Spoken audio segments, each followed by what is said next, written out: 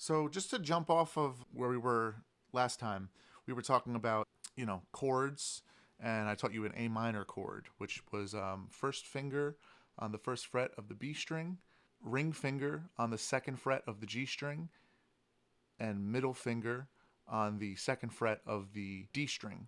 And then you're just going to use your thumb to kind of like just drape over the low E string, the top E string here, if you can see that. And you get this chord. And you can keep the open high E string with no fingers on any fret there. Now, even if I do accidentally hit this low E string, I don't know if you can see that, it makes a minimal sound. It doesn't make no sound. You can still kind of hear it, but the harder you squeeze, you're actually going to be sort of fretting a note, which you don't want. You don't want that. So you kind of want it to just lightly drape over, and it still makes a little sound, but we could deal with that. So what we're going to talk about today is switching between chords with our left hand. We're going to switch to a D chord. A D chord is like the triangle chord. It's a chord that is used a lot. It's the first chord of Sweet Home Alabama. It's this chord right here. So we're going to talk about switching between chords. Now, a lot of times what people will do is they will try and do one finger at a time. So they'll say, okay, my ring finger goes from the second fret of the G string to the third fret of the B string. Okay, so let's do that first. Okay, and then my middle finger goes from the second fret of the D string to the second fret of the high E string. Okay, there we go. And then my pointer finger goes from the first fret of the B string to the second fret of the G string. And then we have, so we went from an A minor, let's put our fingers back now. All right, so our first finger goes from the second fret of the G string to the first fret of the B string, middle finger, second fret of the high E string to the second fret of the D string, ring finger, third fret of the B string to the second fret of the G string.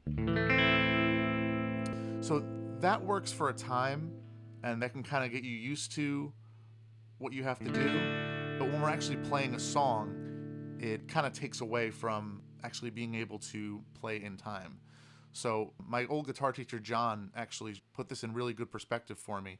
He said, it's like I'm going from having my left hand be a tarantula, so kind of going like moving very slowly between the finger positions,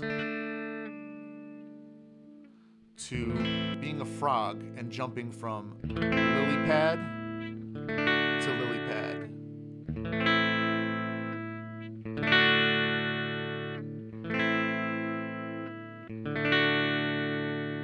Right? So I really liked that analogy.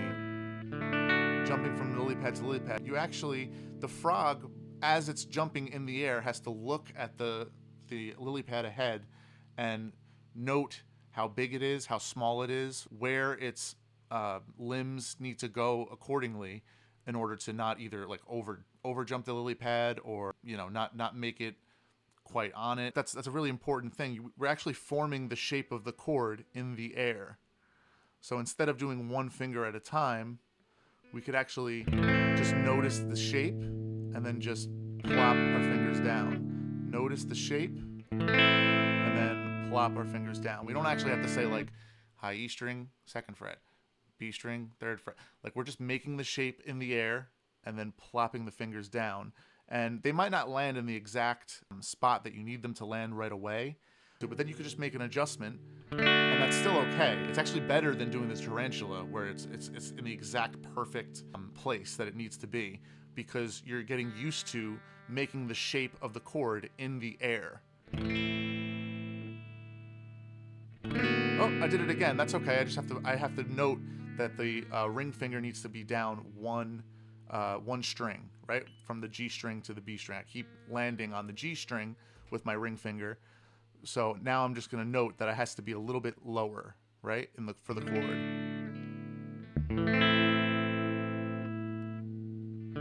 There we go. So if you could try this with me, we're going to do this A minor chord. I'm just going to reiterate once again. It's the first fret of the B string with our pointer finger, the second fret of the G string with our ring finger and the second fret of the D string with our middle finger.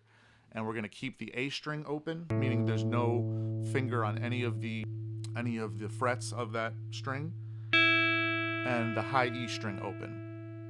And then we're muting the low E string with our thumb here. So we're gonna come up with just a quarter note beat. We're gonna go 1, 2, 3, 4, and 1, 2, 3, and 4, and 1, 2, 3, and 4, and 1, 2, 3, and 4, and 1, 2, 3, and 4. Switch. 1, 2, 3, and 4. Switch. 1, 2, 3, and 4. Switch.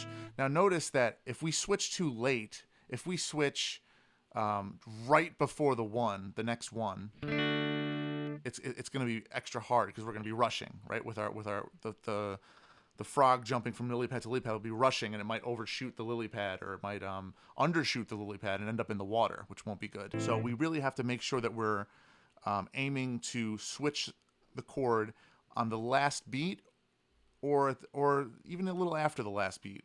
1, 2, 3, and 4, and 1, 2, 3, and 4. Switch. 1, 2, 3, and 4. Right. So if we switch right on the 4, I actually was a little early there. If we switch on the 4, 1, 2, 3, 4.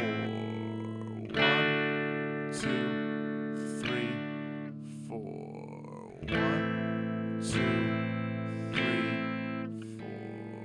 1, 2, 3, 4. 1. Right? So we can kind of get used to doing the lily pad switch. Now you know 2 different chords. Right? We have our D chord and our A minor chord. I'm going to show you one more chord before we go. I'm going to show you the C chord. The C chord is actually very simple from the A minor chord. We're just going to take our ring finger here and we're going to bring it up to the 3rd fret of the A string. And we're going to keep our thumb muting the low E string. So from scratch, let's say we don't have our A minor chord down, we're going to put our pointer finger on the 1st fret of the B string.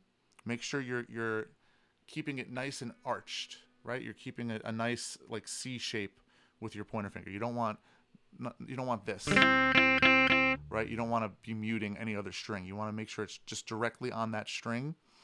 Your middle finger is going to be on the 2nd fret of the D string, and your ring finger is going to be on the 3rd fret of the A string. Now let's try switching from this chord to the D chord.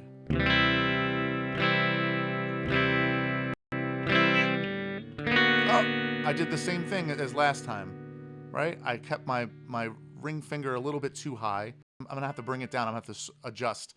So I'm going to practice that again. I'm going to practice from the C chord to the D chord. Switch. Switch. Switch. Switch. Okay, so just give that a shot, practice it, and let me know if you have any questions or comments. Great, thank you.